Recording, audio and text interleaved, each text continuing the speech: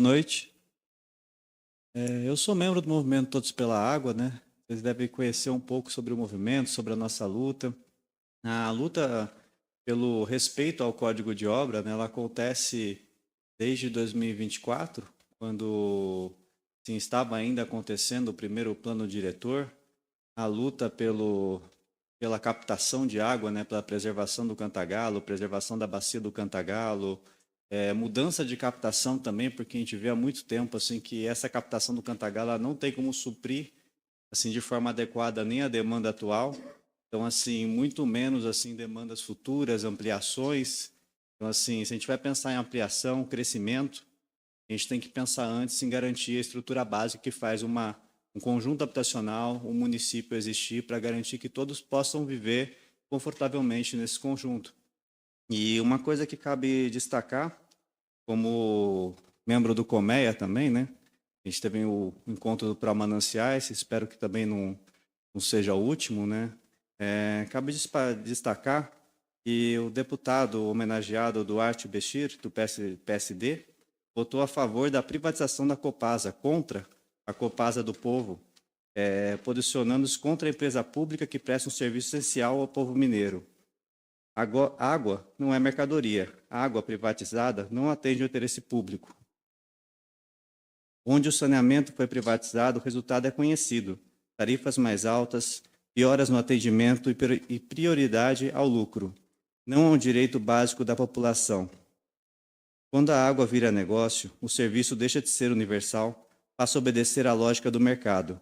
Esse voto ocorre em um momento crítico, em que Minas Gerais já sofre pressão crescente sobre seus recursos hídricos. Não apenas a população, os municípios estão secando, estamos numa crise hídrica planetária, uma cidade de milhões de habitantes está sendo evacuada por conta de falta de água, se não me engano no Irã, não lembro exatamente o país. E existe uma pressão crescente em Minas Gerais, vocês devem estar vendo a movimentação do governador para trazer os data centers para cá, para Minas Gerais, né?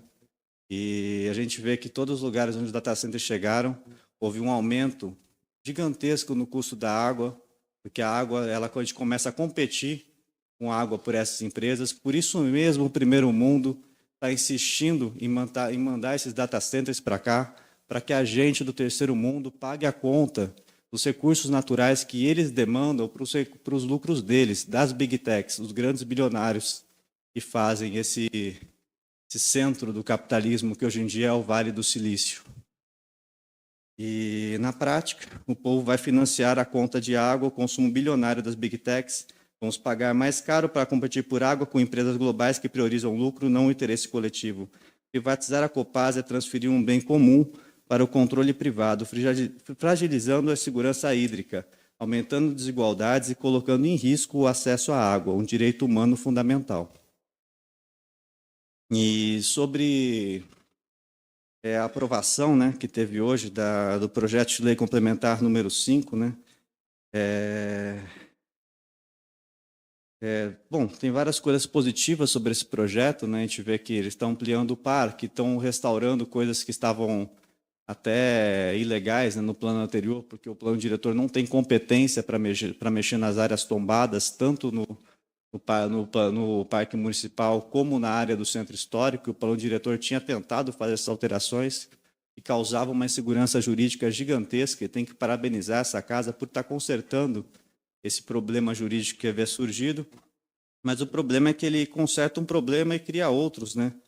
Porque cabe ainda ressaltar também que a tramitação rápida, célere, né, adotada para apreciação da votação do projeto, conduzida em período de férias e de alta demanda turística, suscitou questionamentos quanto ao grau de comprometimento com a transparência e com a participação popular qualificada.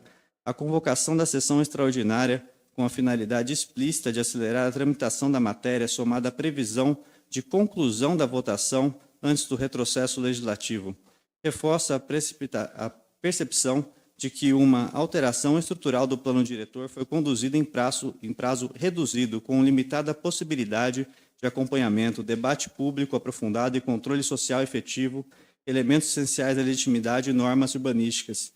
E também cabe ressaltar que teve uma outra reunião quase que no mesmo horário, na Casa de Emprego e Renda às 6 horas, que meio que competiu com essa reunião que foi anunciada também. É justo registrar que a natureza do projeto, segundo o documento divulgado, afirma que promove ajustes pontuais e substitui anexos e parâmetros para adequar o plano diretor à realidade territorial. O próprio texto do projeto aponta, por exemplo, a alteração do anexo 6, parâmetros urbanísticos e mudanças de mapas e zoneamentos como parte da revisão. O critério jurídico delimita quando uma alteração deixa de ser pontual, claramente quando a alteração modifica o potencial construtivo ou adensamento populacional. Ela deixa de ser pontual e passa a ser estrutural. O uso do termo pontual pode acarretar nulidade por desvio de finalidade, por minimizar o impacto real da norma e evitar ritos exigidos pela legislação federal, em especial ao Estatuto da Cidade, artigos 40, 42 e 42A, junto à jurisprudência. O centro do problema não é ser a favor ou contra o crescimento da cidade. O que está em jogo aqui não é uma disputa entre desenvolvimento e preservação. O que está em jogo é uma pergunta de responsabilidade pública. O município está alterando o regime de adensamento, ou seja, quantas pessoas moram num determinado bairro, né, ou numa determinada região, e de ocupação do solo com base em prova técnica, sem base de prova técnica atualizada, ou está assumindo um salto de risco e transferindo o custo para o futuro. Porque o plano diretor não é opinião, o plano diretor é instrumento técnico normativo, é lei, e aí a lei urbanística tem uma exigência central, fundamentação técnica e compatibilidade com capacidade instalada, onde nasce a insegurança jurídica. A segurança não nasce do debate público, ela nasce da falta do lastro técnico verificável para alterações que aumentam a carga urbana. Quando se altera o parâmetro urbanístico, gabarito, taxa de ocupação, lote mínimo, recuos, o município não está só permitindo construir, ele está mudando o tamanho do problema que a cidade precisa suportar. Mais moradores por quadras, mais carros, entregas, mais demanda por água e esgoto, mais impermeabilização acumulada, mais pressão sobre acesso, emergência, coleta e drenagem. E aqui há um princípio que qualquer gestor sério usa: risco irreversível exige critério mais alto. Neste fim de semana, vimos a dificuldade dos 3 caminhões-pipas da Copada chegarem às caixas d'água em meio a uma crise de abastecimento. Mobilidade não é opcional, é necessária para garantir condições dignas. Assim como os caminhões-pipas, em momentos de alto turismo, mesmo ambulâncias em situações de emergência podem ter problemas para transitar. Uma ponte, quando se projeta, não se decide por voto, decide-se com cálculo. Um plano diretor, quando aumenta o densamento em regiões frágeis, também não deveria depender apenas de achismos ou porque já existe. Eu vou citar um pedaço do plano diretor, isso está no estudo, a página 624. Quem quiser olhar o PDF pode encontrar exatamente esse texto. Devido às referidas particularidades do sítio, da morfologia e forma urbana de São Tomé das Letras, a mobilidade no distrito sede torna-se comprometida. A maioria das ruas da cidade são estreitas, possuem estrangulamentos e calçamentos irregular, o que dificulta a movimentação de veículos no dia a dia, e principalmente em períodos de temporada, onde a cidade passa a não comportar o número de visitantes turistas. Estes, assim como a própria população, têm dificuldade em se locomover tanto com veículos motorizados como a pé, dado a irregularidade e largura das calçadas. Em eventos pluviométricos torrenciais, a mobilidade se torna ainda mais comprometida, devido ao acúmulo de água nas vias, processo ocasionado pela insuficiência do sistema de drenagem urbana. Esse foi do plano diretor. A cidade não pode ser regulada pelo precedente do irregular. A existência de construções fora do padrão legal não legitima sua reprodução, tampouco autoriza a ampliação de parâmetros urbanísticos como forma de acomodar distorções passadas. A reforma institucional adequada em um Estado de Direito é fiscalizar, apurar responsabilidades e corrigir irregularidades, e não normalizá-las ou expandi-las por meio de alteração legislativa.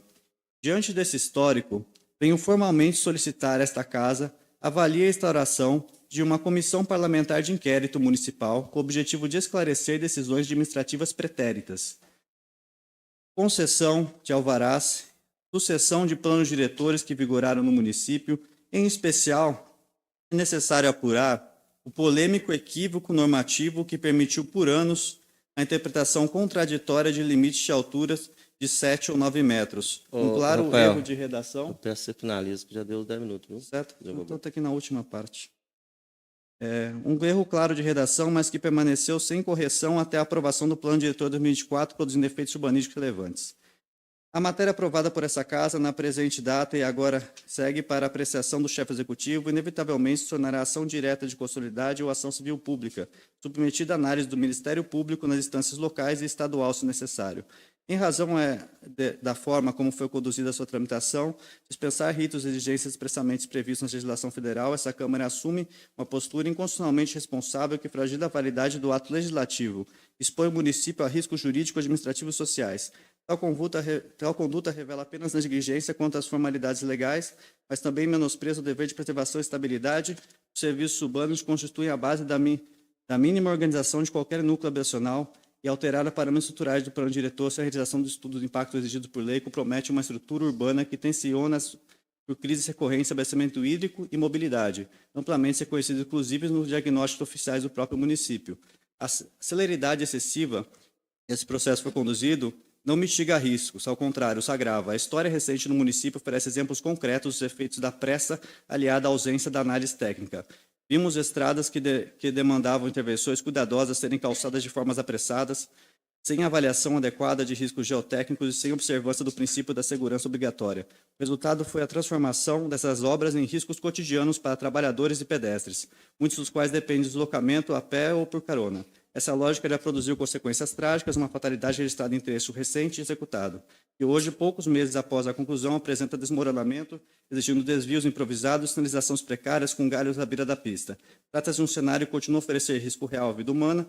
Projetos dessa natureza desde sua concepção priorizar a segurança de pedestres, especialmente por se tratar de áreas de alto fluxo e uso cotidiano da população. Planejamento urbano e política pública não são espaços para achismos ou apostas na sorte, são campos que exigem métodos, ciência, dados, memória e história. Esses são os pilares que sustentam uma sociedade civilizada e permitem evitar a repetição de erros já conhecidos e documentados. Não se pode aguardar que novas vítimas surjam, seja por acidentes evitáveis, seja por ambulância que não consigam chegar a tempo, para então reconhecer a falha do planejamento. Último parágrafo: não é aceitável que essa Casa substitua critérios técnicos por improvisação, quando já existem evidências claras de que a precariedade significativa e de custo humano que ela impõe. Os processos e ritos legais não são meras burocracias, mas instrumentos essenciais para garantir direitos fundamentais, moradia digna, segurança, mobilidade, acesso a serviços públicos e proteção à vida.